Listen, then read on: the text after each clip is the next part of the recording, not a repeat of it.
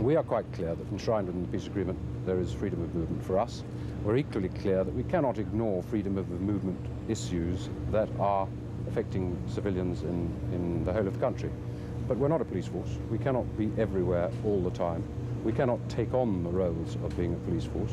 We have a number of mechanisms that we can employ to try and achieve freedom of movement, and you saw those at work during the release of the recent Ilidza detainees. So we do have the mechanisms. We will use them to do what we can. We do care, but actually we are not a police force, and we don't have sufficient troops to guarantee freedom of movement for everybody throughout Bosnia 24 hours a day.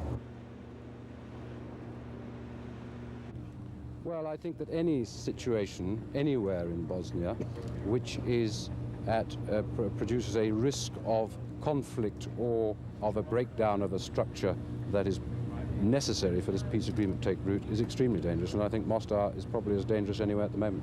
I don't think you'll find there's any patrolling going on within the zone of separations at the moment, because of course they are mined areas, and so we don't want to put our troops at risk. What we have to do is to dominate the zones of separation, and there are all sorts of ways of doing that. We're getting almost total compliance from the elements of the various factional armies in already withdrawing from the zone of separation at a time well before the deadline that's been set. So I'm confident that if this current spirit of compliance continues, that we will not have difficulty in that area. I do not want to put troops patrolling into the zone of separation until I personally am clear that there aren't any mines in there.